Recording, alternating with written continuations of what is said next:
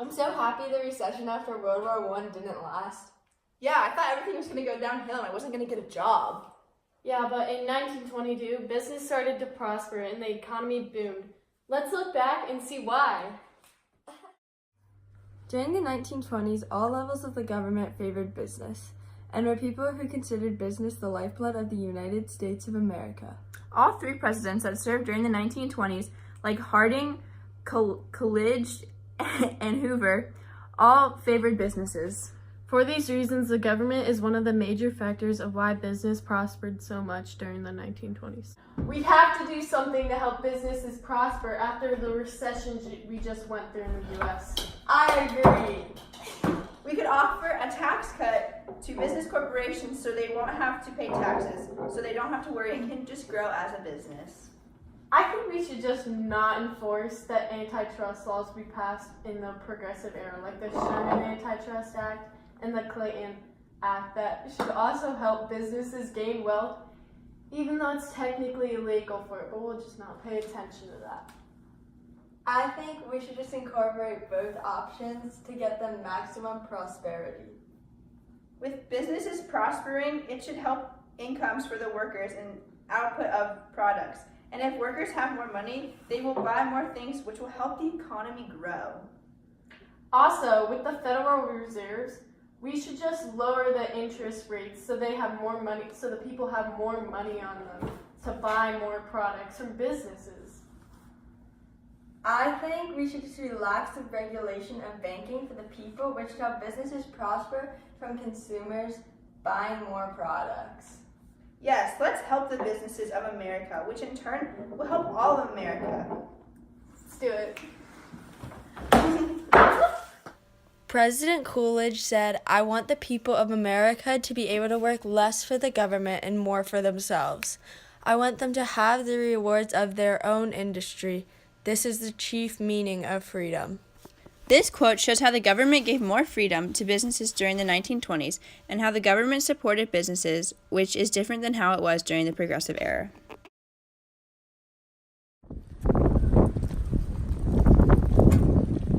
Oh wow! A catalog came! Wow, so many new inventions have been added to this magazine. Yeah, and now that we have electricity, we can buy new appliances to use in our home. Electricity makes our life so much easier and better. Did you guys know that 2/3 of all U.S. homes now have electricity in them? Yeah, with electricity, we can complete tasks so much quicker with things like washing machines and a vacuum, and we can also have like new great forms of entertainment like the television and the radio. Seeing all these inventions in this magazine really makes me want to buy everything. Yeah, that's because businesses figured out how to make their advertising more appealing, and we think we need to buy everything to have a higher living status. Wow, I noticed that the products looked more enticing the other day when I was at Woolworths. They make their products seem so nice, I was compelled to buy them. And their prices are even lower than the other neighborhood stores. And they have so much more variety in their store. What should we buy from this catalog? There's so many new inventions to choose from, I don't know what to get. We could get a radio, a fridge, a washing machine, electric razor, a vacuum, a TV, or even an instant camera. Alright, let's buy a vacuum and a washing machine from the magazine. Maybe we should go to the store to see what else we can get and check everything out. Let's go to the store.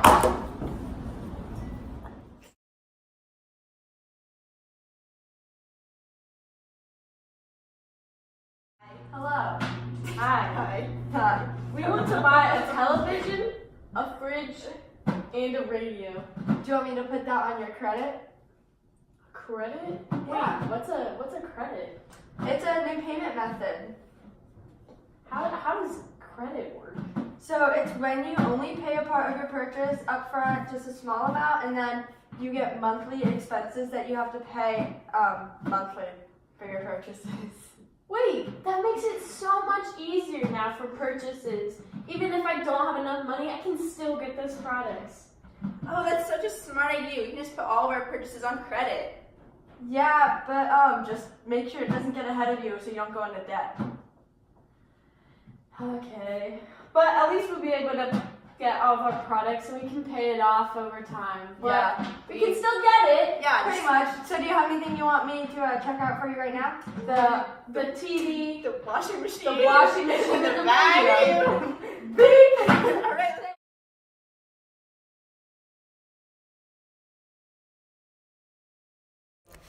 This cartoon shows America and their new status that came from the idea of consumerism and credit. They now had a materialistic mindset and believed the newer inventions and the nicer the stuff someone had, the higher their standard of living was. Uncle Sam is receiving a warning from the ancient Rome because the more stuff you want can lead to debt, which in America's case helped cause the Great Depression. I don't know how I managed to live without a car. Same. Now it's so easy to go shopping and get to work. We can even travel for fun if we want.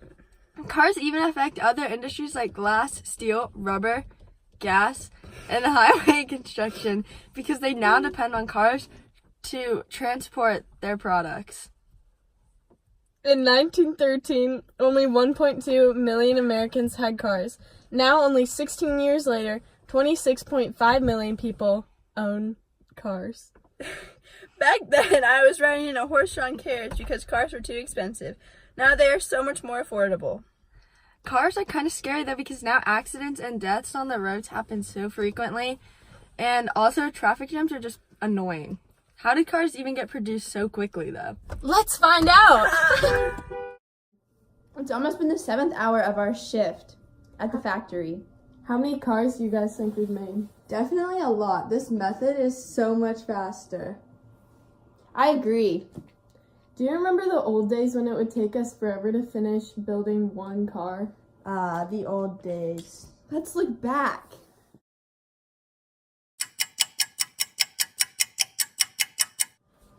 But now, since more research has been done, we have better methods for mass production. Yeah, back in 1914 when Henry Ford perfected manufacturing cars by using an assembly line. He made it so that we could stay in the same place and do one simple job, and then it goes to another worker so they can do their simple job until the product is finished. And now, we don't have to run around the factory and waste time, so we are definitely more productive.